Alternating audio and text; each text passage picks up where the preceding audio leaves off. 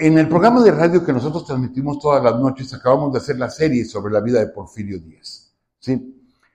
Y no podemos negar que fue un gran héroe y que defendió México y que defendió contra los franceses. Es más, como una anécdota, en la batalla de Puebla del 5 de mayo del 62, él pudo haberle pasado por encima a los franceses. El mismo Zaragoza no se creía el triunfo.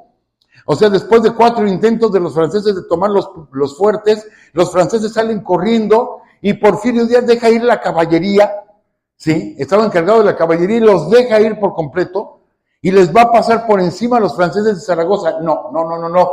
Esta es una trampa de los franceses.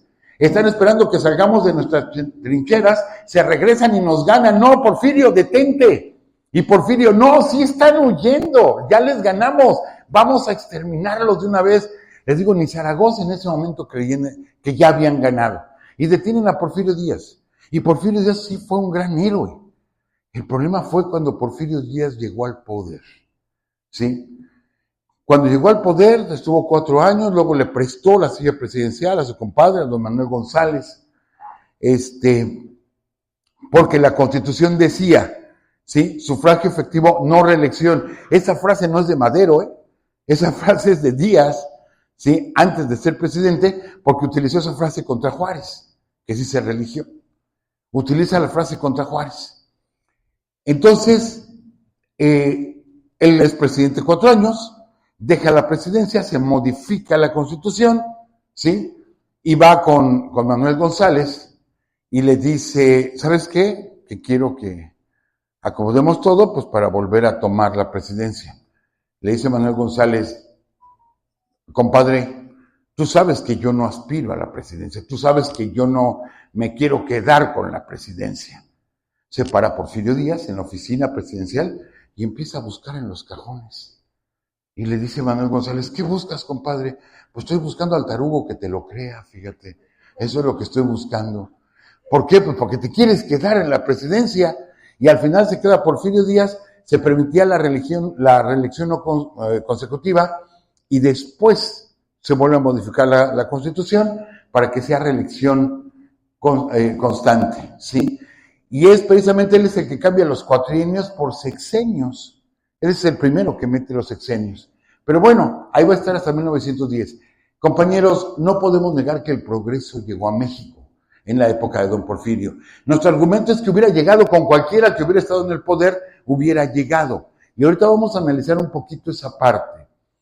El progreso hubiera llegado. Es más, como es un nombre ya estigmatizado en la historia de México, el primer presidente que hizo un contrato para traer un ferrocarril a México fue en 1853, fue el presidente Santana. Fue el primero que iba a traer un ferrocarril a México. No lo trajo porque al año siguiente se fue de México, plan de Ayutla, CAI, etcétera, y no lo trajo, y es hasta Benito Juárez y Lerdo de Tejada que se construye el primer ferrocarril en México. Y quien va a extender la red de ferrocarriles es Porfirio Díaz. Y va a construir miles, sí, cientos y miles de kilómetros en todo el país de ferrocarriles. Va a llegar la electricidad con Porfirio Díaz y la hidroeléctrica de Necaxa.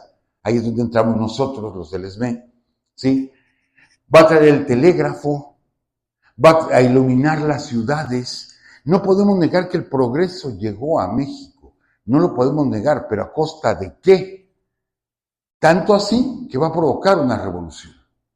Va a provocar una revolución, pero sobre todo, esta parte, gracias.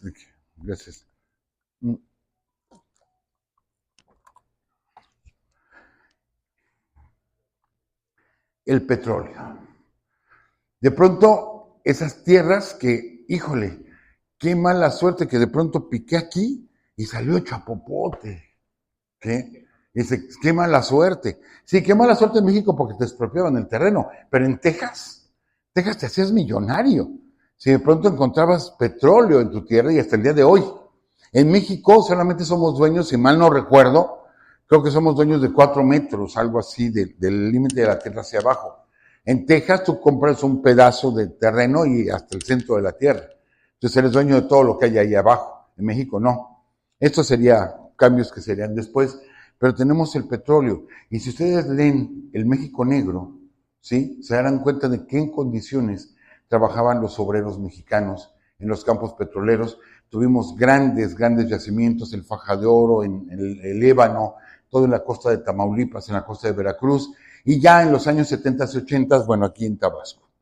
Pero bueno, los ferrocarriles, les digo, crecieron enormemente, ¿sí? La electricidad, se empiezan a construir las primeras hidroeléctricas en México, la primera de ellas en Necaxa, que sigue funcionando, ¿eh? Sigue funcionando la hidroeléctrica de Necaxa. Claro que ya la energía que produce no es, o sea, es muy poca comparada a la que se necesita, por eso ustedes nos mandan el 70% para allá. Necaxa solamente produce el 3% de electricidad que necesita Ciudad de México, y ese 3% se mueve el metro, precisamente. Con la planta de Necaxa se mueve el metro. Bien, y aquí tenemos estos personajes. A ver, entremos al sindicalismo. Directamente, todo este fue el antecedente histórico, entremos rápidamente al sindicalismo y vamos a encontrar estos personajes, los Flores Magón, oaxaqueños, ¿sí? Su padre de ellos peleó al lado de Porfirio Díaz. Ellos estudian en la Ciudad de México, en San Ildefonso. Ricardo no terminó la carrera de leyes, pero empiezan a leer las ideas anarcosindicalistas, las ideas socialistas de Engels, de Marx y de muchísimos autores europeos, y se empiezan a empapar de todo este tipo de ideas. Y de pronto ellos dicen, a ver, se está abusando de la gente, no hay nada que proteja al trabajador, no hay nada que proteja al campesino. Y comienzan los Magón a editar periódico tras periódico. No olvidemos el periódico Regeneración. El periódico Regeneración, que fue el que educó, ¿sí?, sindicalistamente a toda una generación en la Revolución Mexicana. Y que fueron perseguidos por el gobierno de Díaz, se fueron a Estados Unidos, los metieron a la cárcel. De hecho, Jesús se retiró, ya dijo, no, ya no puedo. Pero si ustedes suman los años que estuvo Ricardo Flores Magón en la cárcel, para los años que vivió, más de la mitad de su vida estuvo preso. Más de la mitad de su vida Ricardo Flores Magón estuvo preso. Y se dedicó a organizar sindicatos, se dedicó a organizar uniones, ¿sí?, sociedades mutualistas. Yo tengo que explicar esto. Lo que en México no estaban permitidos los sindicatos, no estaba contemplado en la ley un sindicato, pero sí se podían formar sociedades mutualistas.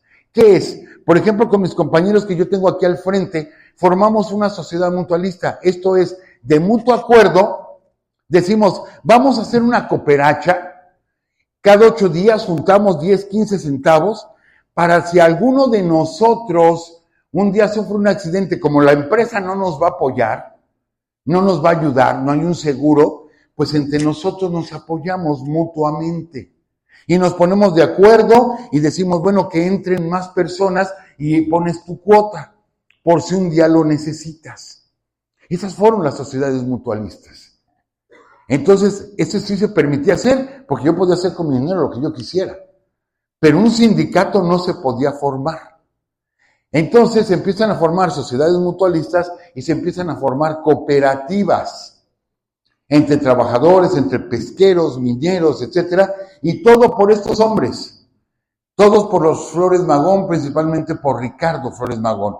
Por eso era perseguido constantemente, y más fue perseguido cuando en 1903, ¿sí?, aquí está el periódico Regeneración, se le ocurre en la sede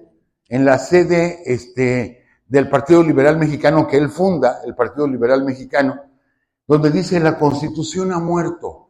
¿Por qué? Porque nada que garantizaba la Constitución del 57 se cumplía. Porfirio Díaz hizo tarugo, ¿sí?, y no quiso mover nada en el país. Esto es que después de la independencia solamente tenemos reforma, y después Porfirio Díaz no tocó a nadie, no tocó absolutamente a nadie, y dicen los anarquistas, la Constitución ha muerto. Esto les costó la cárcel. En esa ocasión se les llevaron a la cárcel de Belén. ¿Sí? Ahí estuvieron un buen tiempo, les digo, después salieron, se fueron a Estados Unidos, y esto les costó la cárcel, el haber dicho solamente esa frase, la Constitución ha muerto. Pero es que es real, no se aplicaba la Constitución. Les platico así rápido. No había una Junta de Conciliación y Arbitraje, no había un departamento de trabajo no existían. Cuando había un problema obrero patronal, el gobierno nombraba a un interlocutor, que para que eso pasara, ya tenía que estar el problema muy fuerte con los obreros, para que el gobierno tuviera así como la anuencia de nombrar a un representante que fuera un intermediario entre las partes. Y bueno, esto es lo que va a pasar, ¿sí? En Cananea. Bueno, primero Cananea. Cananea, los mineros de Cananea, todos los empresarios eran norteamericanos, porque Porfirio Díaz, fíjense nada más que hábil, ¿eh? Para hacer caminar al país, por eso les dije, sí llegó el progreso, pero ¿a qué costo? Porfirio Díaz lo que hizo fue dar concesiones. Por ejemplo, concesionó los pozos petroleros por 99 años.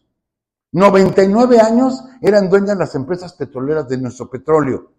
Podían contratar obreros mexicanos. Las minas las concesionaba. Obvio, los extranjeros, los ingleses, canadienses, franceses, norteamericanos, llenaron, o sea, vinieron aquí, se quedaron con nuestras riquezas y tenían a nuestros trabajadores, ¿sí?, en la vil miseria. Entonces, en Cananea, 1906, los obreros se van a molestar y van a decir, oye, ¿por qué si yo hago un trabajo y este gringo hace el mismo trabajo que yo, ¿por qué le pagas 3 veces más a él que a mí?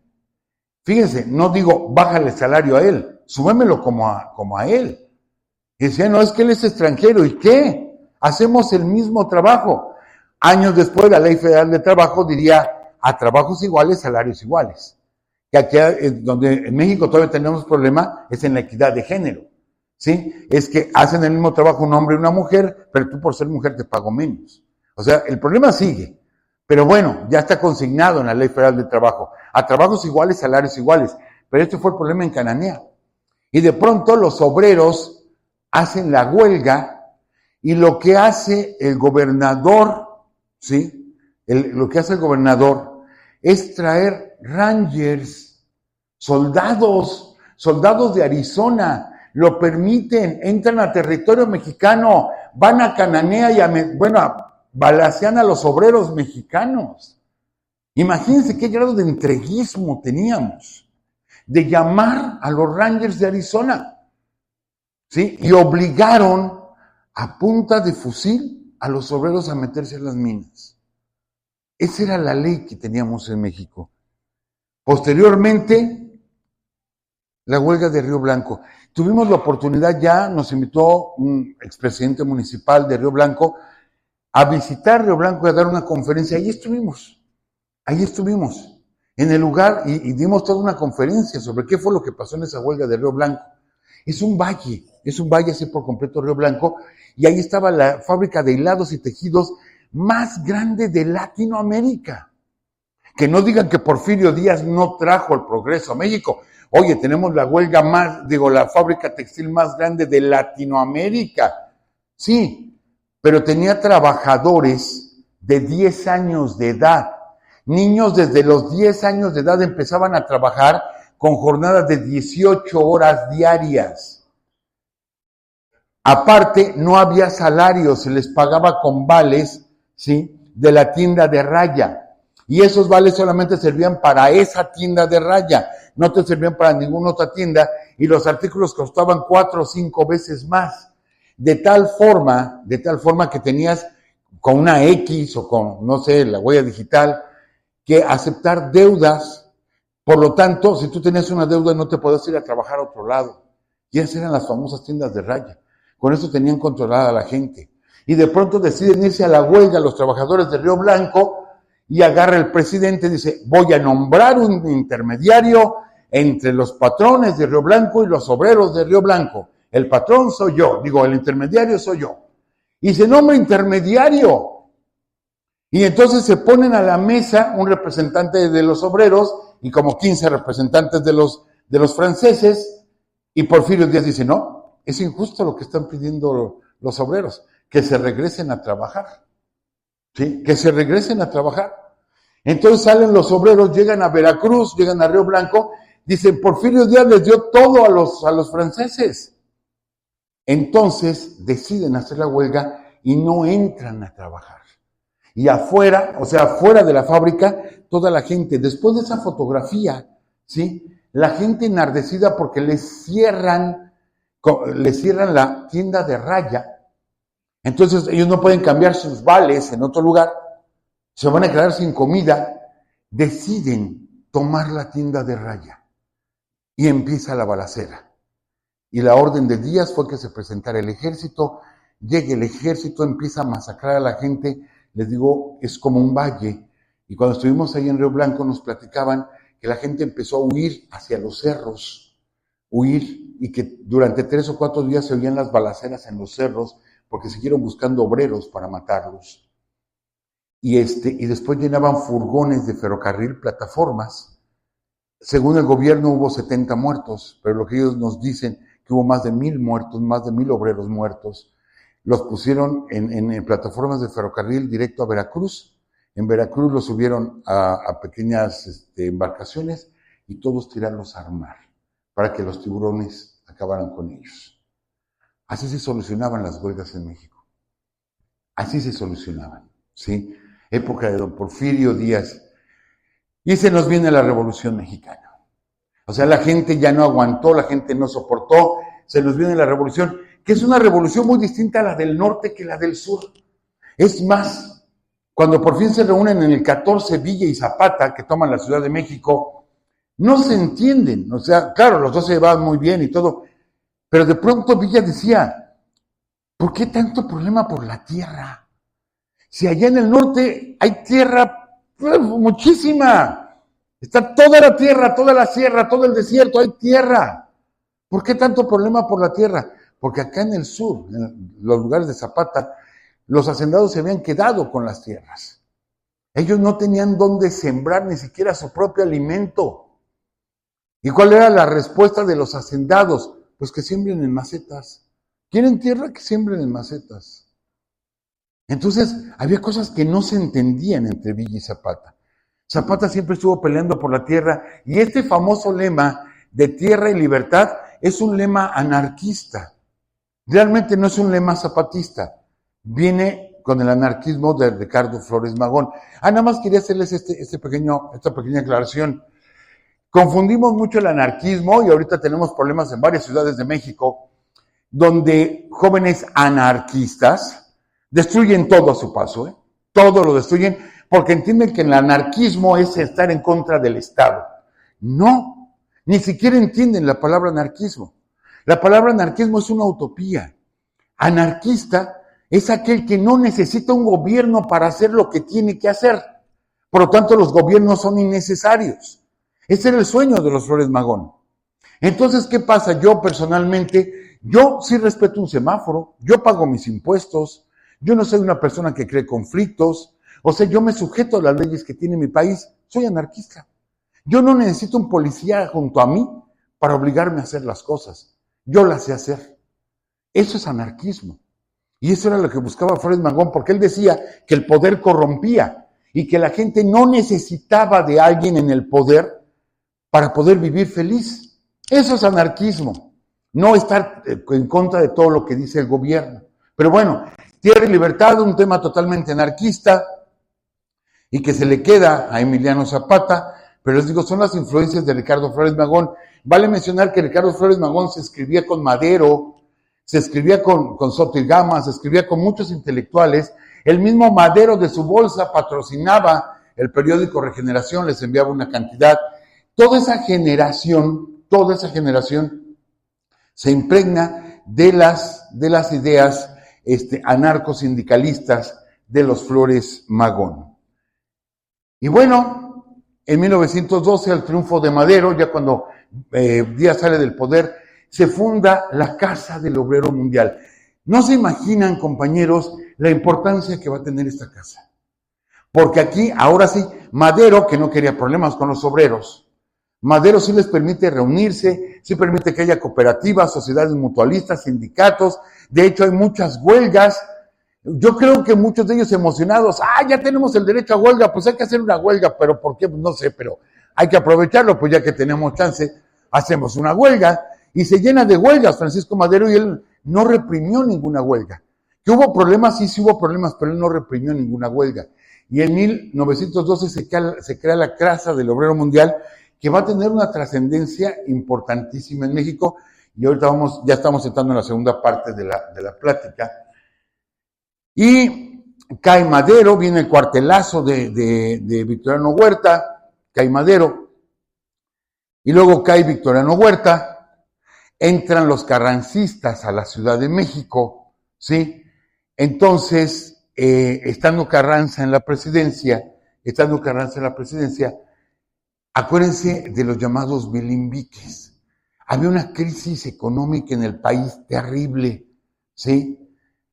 No tenía valor la moneda. La moneda tenía el valor únicamente para el ejército que había tomado esa ciudad. O sea, había dinero villista, dinero zapatista, dinero obregonista, dinero carrancista, etcétera, etcétera. Entonces, se lanza la primera huelga general en México en 1916. Y la hacen los electricistas, ¿sí? Del ESME, los tranviarios y la compañía Ericsson, que eran los telefonistas. Telefonistas y telegrafistas. Aguas, porque de aquí va a salir uno de los personajes más importantes en la historia del sindicalismo en México. Va a salir de los telegrafistas. Bueno, se hace esta huelga. ¿Saben cuál era el pliego petitorio, compañeros?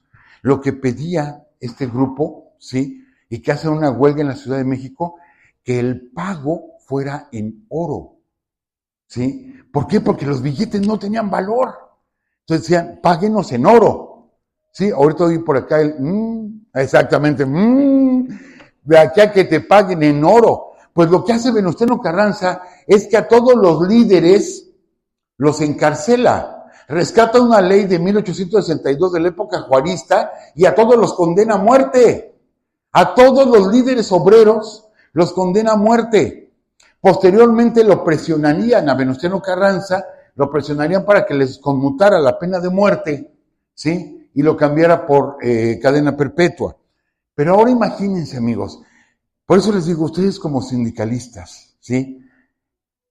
Los comités centrales van a estallar la huelga a las 12 del día, de tal día, y los toman presos en la mañana a los líderes. Y aquí tengo a varios secretarios generales de diferentes gremios. Pues los metieron a todos a la cárcel. Y como era obvio que quien encabezaba esto eran los electricistas, se iba a ir la luz en la Ciudad de México. Se iba a ir la luz. Entonces los trabajadores dijeron, tomaron a nuestros líderes, no hay problema, la huelga la estallamos porque la estallamos. Y dentro de la cárcel de Belén, con todos los líderes, los encerraron, les pusieron un foco y les dijeron, en el momento que ese foco se apague, todos serán fusilados. Imagínense la presión que ellos tenían, ¿sí? Por fuera los trabajadores, sí, vámonos a la huelga, y ellos por dentro, no, espérense, no, así aguántenos poquito. Afortunadamente pudieron enviar mensajes y afuera se enteraron de lo que iba a pasar adentro y no estallaron la huelga. Entonces Carranza lo que hizo fue hacer un trato con ellos. Dice, está bien, les voy a dar garantías de que les vamos a pagar mejor, pero, sí, ustedes van a formar parte de mi ejército. Ajá. Y formaron los batallones rojos. Batallones rojos que pelearían contra Zapata y pelearían contra Villa, y ahí tienen a los obreros. O sea, yo que soy obrero, soy impresor, soy herrero, etcétera, soy un obrero, y de pronto ya soy revolucionario, traigo mis cananas y mi rifle, y me mandan a pelear contra Zapata, o me mandan a Celaya a pelear contra Villa.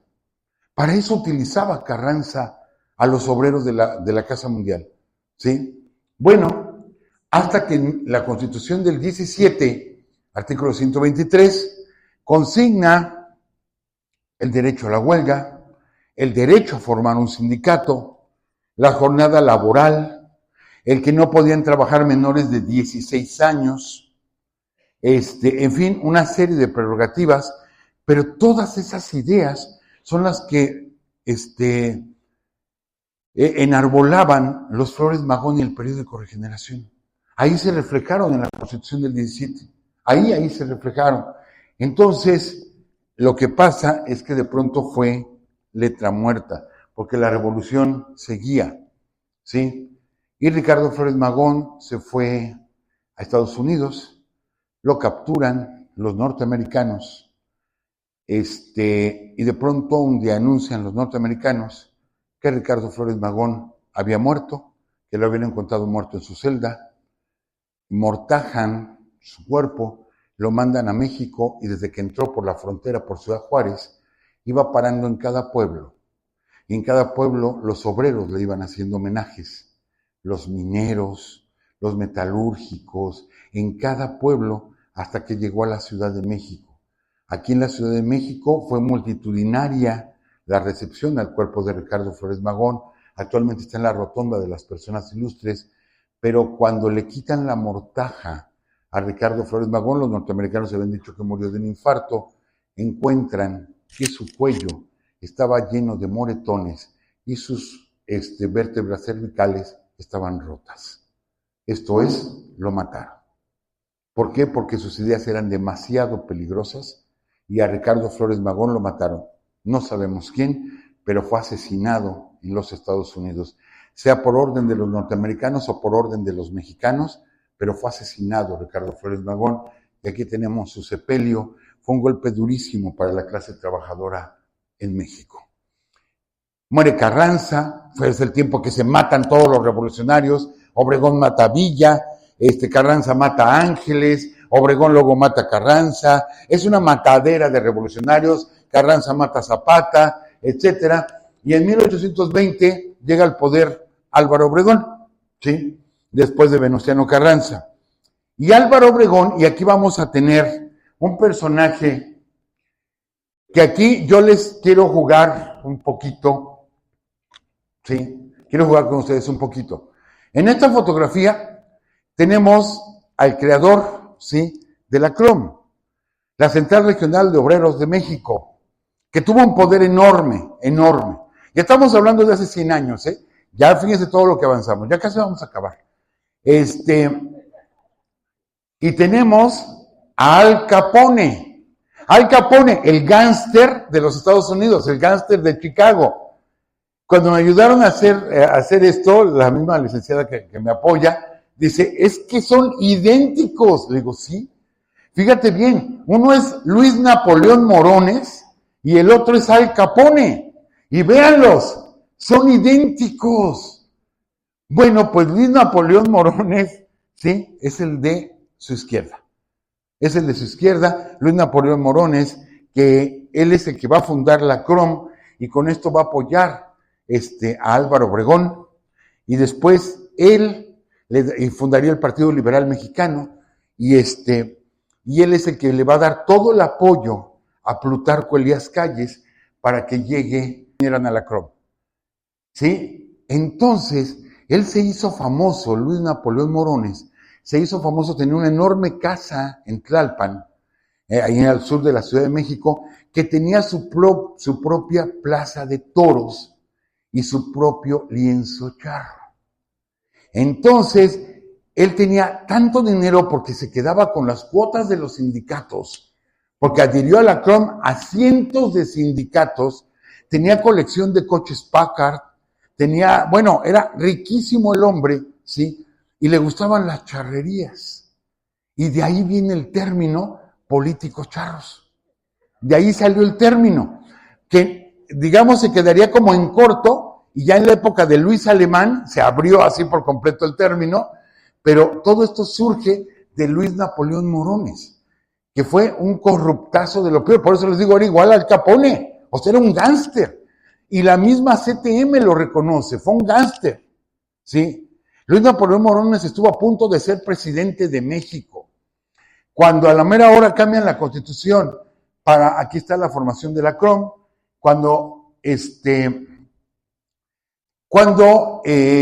se cambia la Constitución para que Álvaro Obregón pueda volver a ser presidente, o sea, que no entendimos el sufragio efectivo, no reelección, no lo entendimos, pues ahí va Álvaro Obregón a ser presidente otra vez, gana las elecciones en 1828 y de pronto en el restaurante La Bombilla llega León Toral, le mete de balazos, ¿sí? Le descarga toda una pistola a Álvaro Obregón, trae una pistola española ¿sí? Le muestra un dibujo, Obregón se queda viendo en el dibujo y y le descarga la pistola 6 balazos. 6 balazos a Álvaro Obregón. Cae muerto. Cuando le hacen la autopsia a Álvaro Obregón, ¿sí? El médico dijo, es que tiene 14 balazos. A ver, espérate. No, es que nada más le descargó una pistola, eran 6. Pues el señor Obregón tiene 14 perforaciones. Ni modo que la bala saliera, diera la vuelta y se le volviera a meter. Entonces nos damos cuenta de que, a ver, esto está raro. No fue el único, León Toral, el único que le disparó a Álvaro Obregón. No fue el único. Y seguramente cuando cayó otros aprovecharon y ahí mismo lo balacearon. Y tenía 14 tiros Álvaro Obregón. Entonces, ¿sí? Todo el mundo preguntaba, bueno, ¿quién mató a Álvaro Obregón? Sabemos el autor material, José de León Toral, que luego lo fusilarían. Pero ¿quién fue el autor intelectual de la muerte de Álvaro Obregón?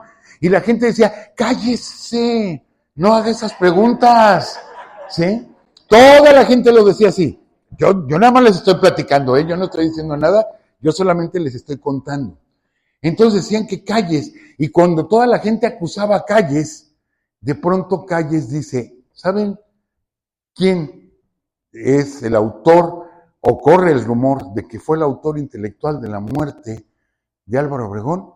Y él insinúa que fue Luis Napoleón Morones, para quitárselo de encima. Era tal el poder que tenía la CROM, tal el poder, que con esto se lo podía quitar de encima. Y acuérdense que surge el maximato, o sea, Plutarco Elías Calles empieza a gobernar el país con otros presidentes, ¿sí? Portes Gil, etcétera, los empieza a poner y quitar presidentes. Es el famoso maximato, es el líder máximo de la revolución, ¿sí? Y es cuando se forma la Confederación General de Trabajadores. ¿Por qué? Porque Napoleón Morones tiene que irse del país. Tiene que renunciar a la CROM. Y la CROM empieza a perder poder y se forma la Confederación Regional de Trabajadores. Y es hasta el sexenio de Lázaro Cárdenas del Río, 1934-1940, cuando desaparece la Central General de Trabajadores que había formado Luis Napoleón Morones, y en 1935 corre a Plutarco Elías Calles de México. Lo corre del país y junto con él se va Napoleón Morones, junto con él. Y regresaría hasta mucho tiempo después, moriría por los años 60, Napoleón Morones, que les digo, ha sido un líder, bueno, súper corrupto, un gángster, un verdadero gángster, porque a muchos comités centrales o comités ejecutivos nacionales los obligó a entrar a la CROM pistola en mano, ¿sí? Y Plutarco Elías Calles, bueno, ya después fallecería, y quien logra poner orden ahí es Lázaro Cárdenas, formando una nueva central de trabajadores. Tenemos primero la expropiación petrolera, ¿se acuerdan que les dije? Se había dado la concesión del petróleo por 99 años. Bueno, pues eso es lo que hace Cárdenas. No, momento, señores, hecho para atrás todo esto por decreto presidencial y el petróleo es de los mexicanos. Y tuvimos a las tropas norteamericanas en la frontera, a punto de tomar nuestras zonas petroleras. Y lo pueden encontrar en la hemeroteca. Los americanos no perdieron a gusto nuestro petróleo. ¿Sí? Y es en 1936 cuando se funda la CTM con el líder de los lecheros, Fidel Velázquez. Que déjenme platicarles una anécdota, por ahí de los años 90, que poco antes de que muriera Fidel Velázquez, me tocó leer un artículo francés, traducción al español, donde hablaba de las 100 cosas más absurdas del mundo en ese momento. Me acuerdo, por ejemplo, de unas que decía 100 cosas absurdas en el mundo. Bolivia tiene secretario de Marina. Y te quedas, espérame, Bolivia no tiene mar, pero tienen secretario de Marina. Digo, pues a lo mejor las lanchas en el Titicaca o algo así, ¿no? Eran de las cosas absurdas por completo. Pues mencionaban una mexicana y decían, el líder obrero, ¿sí?, en México nunca ha trabajado y tiene más de 90 años y sigue siendo el líder obrero y nunca ha trabajado. Y la verdad es que Fidel Velázquez nunca trabajó, fue el líder de los lecheros, llegó a ser líder del gremio, pero nunca trabajó en su vida. Y fue el líder obrero, Fidel Velázquez, ¿sí? Pero bueno, esas cosas raras que nos llegan a pasar en México. Vicente Lombardo Toledano es el que funda la CTM y el segundo secretario general sería Fidel Velázquez. Un tiempo estuvo Fernando Amilpa, y que forma parte de los llamados 5 lobitos. Los llamados 5 lobitos, ¿sí? Llurén, Madariaga, Fernando Amilpa, Luis Quintero, Fidel Velázquez, y que son los que van a quitarle la CROM. Cuando ellos se salieron de la CROM, dijo Luis N. Morones, son 5 gusanos que se van de la CROM. Y alguien contestó, Morones, no son 5 gusanos, son 5 pequeños lobitos que cuando crezcan te van a quitar todas tus ovejas. Y como fue, se funda la CTM, y la CTM entraría en situaciones políticas. Tuvo un poder enorme Fidel Velázquez, enorme, así por completo. Todo el mundo esperaba ver quién iba a destapar él para la presidencia de la República. Las cámaras estaban con Fidel Velázquez y él era el que, no lo designaba, pero sí él era el que lo anunciaba. Cuando el sector obrero apoyaba a tal, sabíamos que ese era el candidato. Y por último, para cerrar, y que estamos ante un sindicato independiente de trabajadores de aquí de la universidad, ¿sí? Amigos, yo quiero aprovechar como compañero sindicalista, yo pertenezco al ESME. A nosotros nos destruyeron en una sola noche, ¿sí? En una sola noche salió Felipe Calderón y anunció por televisión que se declaraba extinto el organismo Luz y Fuerza del Centro y quedaban 45,500 trabajadores en la calle. Esto es lo que hay que vivir desde el lado del sindicalismo. No es fácil. Ser sindicalista no es fácil. Quizá fue fácil en los tiempos de Fidel, en los tiempos de los 5 lobitos. En aquellos tiempos quizá fue fácil porque estaban totalmente metidos en el ambiente político. No voy a hablar de la reforma laboral, no vine a eso, vine a platicar de historia. Pero, ¿por qué quiero yo tocar esta parte? Porque el sector obrero no ha dejado de ser golpeado, no ha dejado de ser lastimado. A lo mejor pudiera decir alguien, es que está hablando por rencor, por lo que ellos vivieron.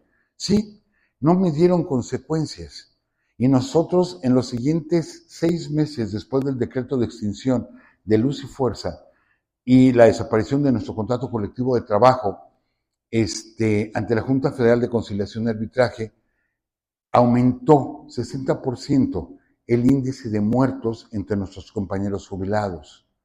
Tuvimos más de 50 suicidios y el 80% de nuestros trabajadores o se divorció o entró en proceso de divorcio o separación.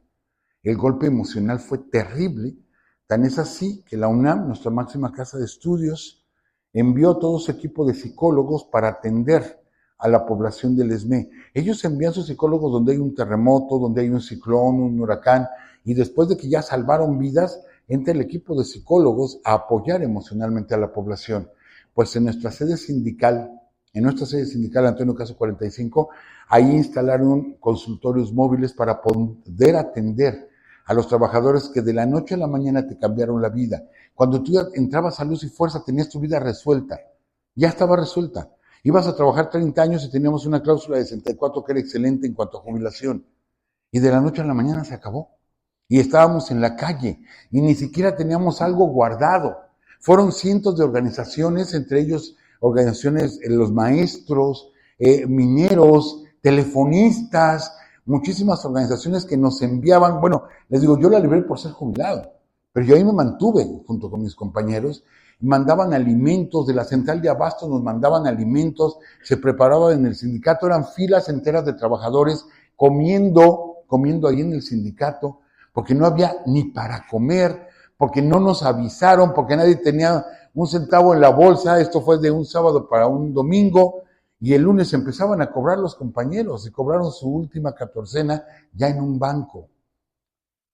El sector obrero no ha dejado de ser golpeado. El sector obrero no ha dejado de ser lastimado. ¿Y cuál es la única forma de enfrentar todo esto? La unidad, compañeros. El que ustedes se puedan unificar como gremio, el que puedan ustedes Yo por eso me emocioné hace rato cuando la doctora Esmeralda empezó a hablar, está aquí tal secretario general y tal secretario general y tal secretario general. Dije, esto es unidad, caramba. Esto es unidad. ¿Sí? En nuestro tiempo, les digo, hace 13 años, empezó una campaña de desprestigio a nivel nacional donde todos los extrabajadores de Luz y Fuerza quedaron boletinados y en ningún lugar se les daba trabajo. Está bien, ya los corriste, pero déjalos trabajar. No, nadie puede trabajar por haber pertenecido a este sindicato. Un sindicato que fue histórico y que formó parte de las luchas obreras desde 1916. Entonces, el yo escuchar la solidaridad que muestran con su presencia muchísimos gremios, me emocioné. Soy sindicalista y me emocioné. Dije, sí, porque en esos momentos, cuando fue nuestra liquidación, recibimos el apoyo de muchísimos compañeros y sobre todo compañeros del magisterio, compañeros maestros. Recibimos muchísimo apoyo de los maestros. Que a los maestros también se les ha atacado, y no estoy hablando únicamente del CENTE o del sindicato, de la coordinadora. Para mí son maestros y ya, para mí son mis maestros. Cómo los han atacado a los maestros en todos los medios. Maestros tan luchadores como la gente de Chiapas, la gente de Oaxaca, la gente de Guerrero, la gente de Michoacán. Me consta, lo he visto en televisión, cómo hablan pestes de los maestros, que bola de maestros flojos, que maestros irresponsables, y atacan a los maestros porque ustedes son un gremio muy fuerte. Ustedes son, bueno, el sindicato, usted es el sindicato con mayor número de agremiados a nivel de toda Latinoamérica. Ustedes forman parte, digamos, no forman parte de CENTE, pero son maestros. Entonces el hecho de escuchar, les digo, yo estaba parado aquí a un lado y empecé a escuchar un nombre tras de otro, dije, caray, esta es la única manera de luchar. Podamos tener el gobierno que queramos, amigos, de izquierda, de derecha, verde, amarillo, azul, el que ustedes quieran. Pero los obreros no podemos estar con los brazos cruzados. Esto es de estar activos siempre, de estarnos apoyando siempre, porque tan es obrero ustedes, como es obrero los que trabajan en el ámbar, como es obrero los que guían a los turistas, y es la única manera que podemos sacar a nuestro país adelante. Es cierto que somos un pueblo trabajador. Me tocó vivir en Estados Unidos. Viví 4 años en Estados Unidos. Y el mexicano es un pueblo trabajador. ¿Sí? Entonces, ¿qué pasa? Que no nos hemos unido y que estamos peleados unos con otros, ¿no? Y que de pronto los de Coahuila no se llevan con los de Nuevo León, los de Puebla no se llevan con los de Oaxaca, los de Campeche no se llevan contra los de Yucatán, todo el país no se lleva con los chilangos, o sea, ahí estamos totalmente divididos. Y aquí no vamos a hablar de colores, les juro que no voy a cerrar, ya esto es para cerrar. No quiero hablar de colores, aquí no importa, aquí tenemos 3 colores, verde, blanco y rojo, nuestra bandera, que todos somos mexicanos, ¿sí? Y es lo que nos hace falta porque somos un país tan rico, un país con tanta historia. Y ahorita les platiqué cosas feas del sindicalismo en México, pero al final, les repito, venimos de un gran país, de una gran nación. Yo quiero felicitarlos, agradecerles, agradecer también la invitación que nos hicieron a Horus Radio para estar aquí con ustedes, y felicitarlos de nuevo por esa unidad que muestran, por esa fuerza de lucha que muestran, y decirlo de nuevo con todo el orgullo. Somos compañeros, me siento tan sindicalista como ustedes, y pues gracias por su atención.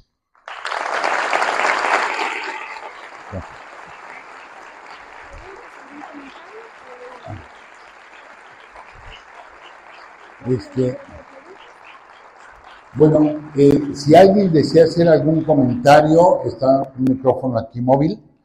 Si alguien quiere hacer algún comentario, tiene alguna duda, se quedó con alguna duda. Creo que por allá están levantando su manita. Por allá arriba.